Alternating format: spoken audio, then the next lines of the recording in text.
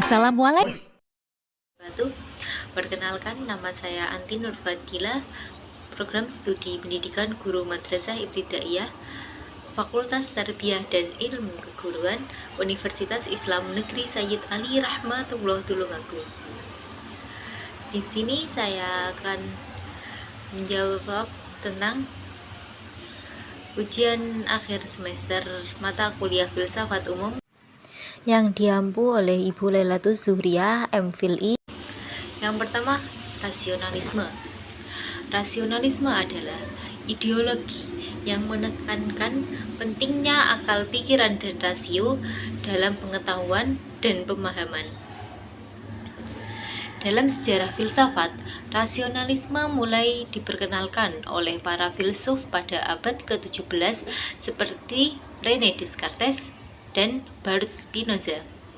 Descartes membuat pernyataan yaitu cogito ergo sum, yang berarti saya berpikir maka saya ada, dalam mencari kebenaran abadi dan mengajukan pikiran bahwa kebenaran dapat dicapai melalui pemikiran dan akal budi tanpa perlu bersandar kepada otoritas ataupun agama. Kemudian, rasionalisme menjadi gerakan intelektual utama selama periode pencerahan pada abad ke-18. Para filsuf seperti Immanuel Kant dan Gottfried Wilhelm Leibniz mengembangkan rasionalisme dalam berbagai bidang seperti etika, logika, dan fenomenologi. Mereka percaya bahwa akal budi manusia dapat mengembangkan pengetahuan yang lebih luas dan lebih pasti daripada pengalaman empiris. Pendapat yang bertentangan dengan pandangan empirisme yang saat itu sedang berkembang. Nah, dalam esensinya, rasionalisme sangat terkait dengan filsafat, dengan banyak melahirkan ide-ide dan teori-teori dalam studi filsafat. Konsep dasar rasionalisme yang menitik beratkan pada akal budi dan kemampuan manusia untuk memahami dunia melalui rasio, keterampilan berpikir kritis, dan argumen logis menjadi landasan bagi berbagai cabang filsafat seperti etika rasionalis, logika, metafisik, dan epistemologi. Rasionalisme terus berevolusi dengan pengaruh dari berbagai filsuf yang mempelajari dan mengembangkan gagasan mereka, membuatnya menjadi bagian penting dalam perkembangan pemikiran manusia. Nah, yang kedua, empirisme. Empirisme adalah tradisi filosofis yang berfokus pada pentingnya pengalaman, observasi, dan eksperimentasi dalam menghasilkan pengetahuan. Pendekatan filsafat ini pertama kali dirumuskan pada abad ke-17 oleh para pemikir seperti Francis Bacon, John Locke, dan David Hume. Empirisme percaya bahwa semua pengetahuan harus didasarkan pada fakta dan bukti yang dapat diamati. Penekanan pada pengamatan empiris ini telah menghasilkan banyak kemajuan dalam sains dan telah mempengaruhi pemahaman kita tentang alam. Dalam pencarian mereka akan pengetahuan, kaum empiris menolak banyak klaim yang dibuat oleh aliran filsafat tradisional seperti rasionalisme dan idealisme. Mereka beranggapan bahwa sekolah-sekolah ini terlalu mengandalkan teori dan konsep yang tidak memiliki dasar dalam realitas yang dapat diamati. Sebaliknya, empirisme penting mengamati dunia yang memperoleh prinsip-prinsip umum dan hukum yang dapat diterapkan ke berbagai bidang penyelidikan. Nah, karena memungkinkan peneliti untuk bergerak melampaui penalaran abstrak dan fokus pada data yang empiris. Sementara empirisme memiliki dampak besar pada filsafat dan sains. Ia juga menghadapi kritik selama bertahun-tahun. Beberapa filsuf berpendapat bahwa pendekatan empiris terlalu membatasi karena tidak memungkinkan eksplorasi ide di luar pengalaman langsung kita.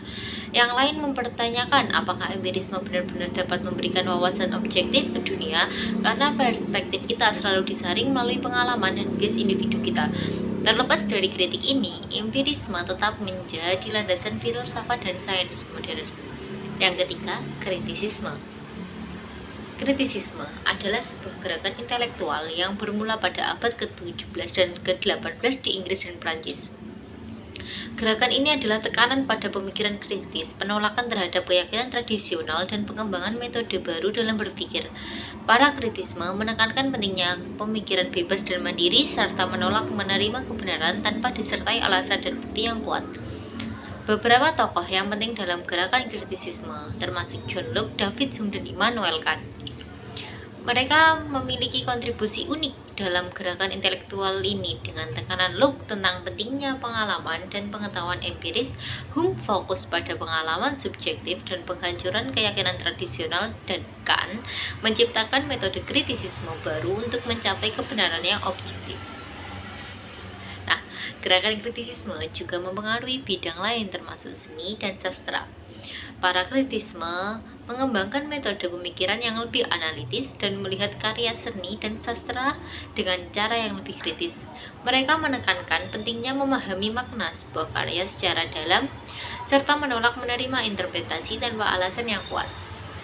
Gerakan ini masih penting dalam perkembangan intelektual pada saat ini dengan terus mendorong keinginan untuk berpikir mandiri dan kritis secara pribadi, serta menolak menerima kebenaran tanpa interogasi yang kritis. Poin selanjutnya, positivisme. Positivisme adalah sebuah teori filsafat yang muncul pada abad ke-19 di Prancis. Positivisme merujuk pada pandangan dunia yang hanya mengakui realitas yang dapat diobservasi. Melalui pengalaman dan data faktual, pendekatan ini mengejar objektivitas dalam pengetahuan, memulai metode ilmiah atau observasi, dan tekanan bahwa ilmu pengetahuan adalah satu-satunya cara untuk mengungkapkan kebenaran.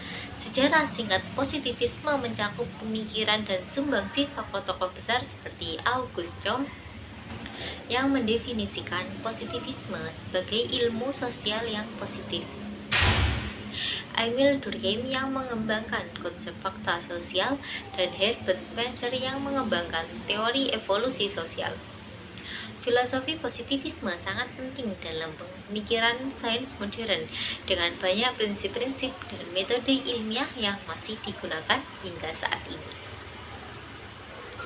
Positivisme telah mempengaruhi banyak bidang studi dari ilmu pengetahuan sosial hingga teknologi modern.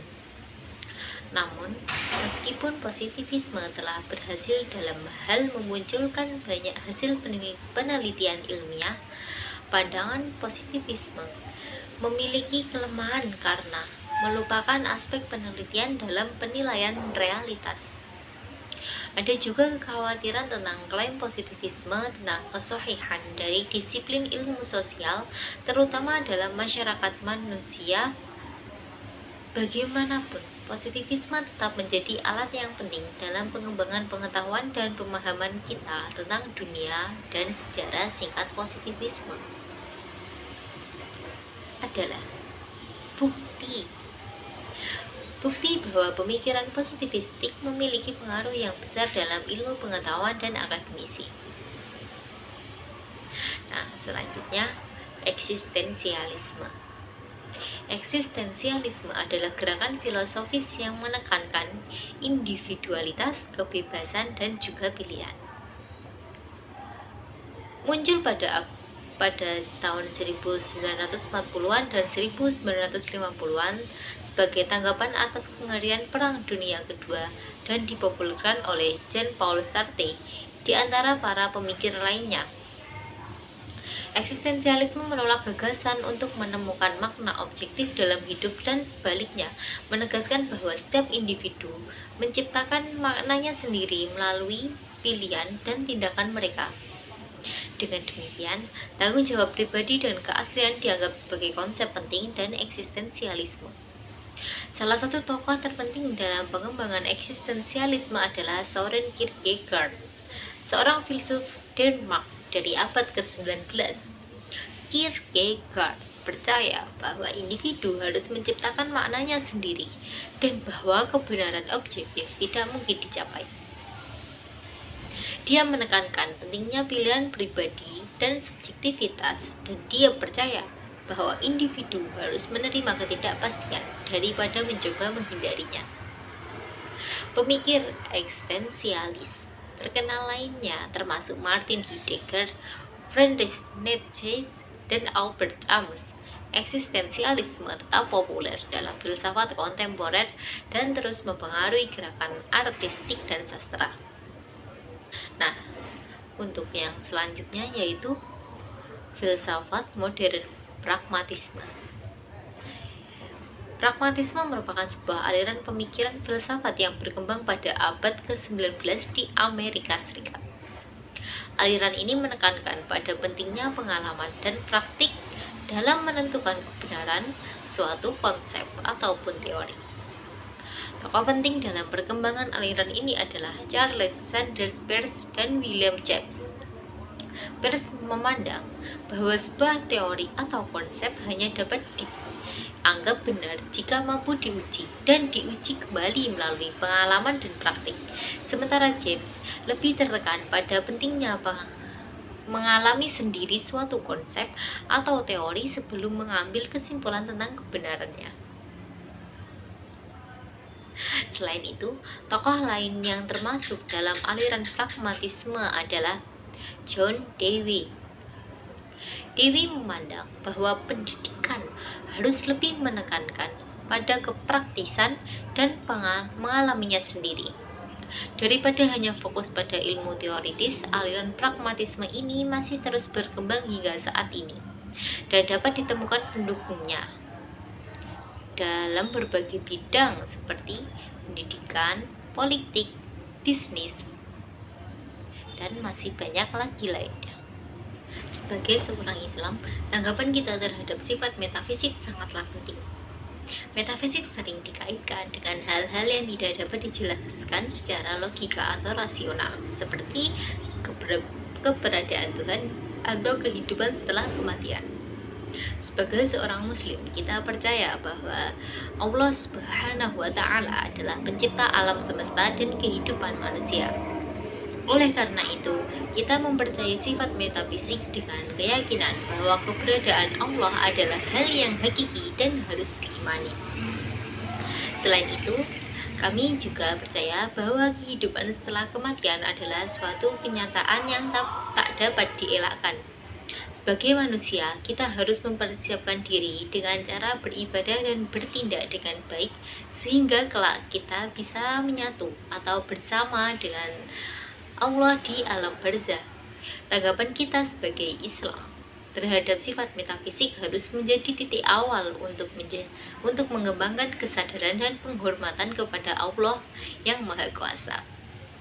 Dengan memahami sifat metafisik, kita akan lebih menghargai keberadaan alam semesta dan dunia yang diberikan kepada kita sebagai pemberian Allah Subhanahu wa Ta'ala.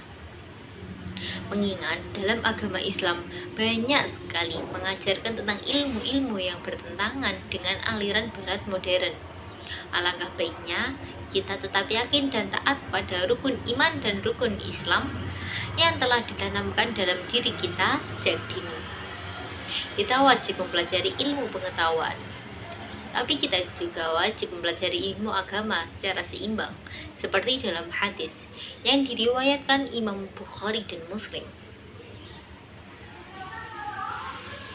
Bismillahirrahmanirrahim. Man aradat dunya fa'alaihi bi'ilmi, wa man aradal akhirah fa'alaihi bi'ilmi, wa man aradahuma fa'alaihi bi'ilmi. Yang artinya, barang siapa yang hendak menginginkan dunia, maka hendaklah ia menguasai ilmu. Dan barang siapa yang menginginkan akhirat, hendaklah ia menguasai ilmu. Dan barang siapa yang menginginkan keduanya, yaitu dunia dan akhirat, hendaklah ia menguasai ilmu. Hadis riwayat Bukhari dan Muslim. Seperti yang diungkapkan juga oleh ilmuwan Albert Einstein, bahwa ilmu tanpa agama sama seperti orang yang buta, dan agama tanpa ilmu sama seperti orang yang lumpuh. Mungkin banyak sekali pelajaran yang dapat kita ambil dari mempelajari filsafat modern ini, seperti setiap kita bertindak hendaknya berpikirlah dahulu, menggunakan akal. Apapun yang kita lakukan harus memikirkan penyebab dan hasil yang didapat. Salah satu hal yang mungkin bisa kita ambil ialah quotes pada akhir pertemuan oleh Ibu Lailatus Zuriyah MPD bahwa jadi orang itu jangan banyak berperan, tapi banyaklah berperan. Dari sini kita belajar menjadi orang yang lebih bermanfaat, barokah ilmunya bagi masyarakat umum dan untuk kita sendiri khususnya. Fitini wa dunya hadal akhirah. Sekian dari saya, ada kurang lebihnya mohon maaf. Allahumma fiq ila aqwamit thoriq. Wassalamualaikum warahmatullahi wabarakatuh.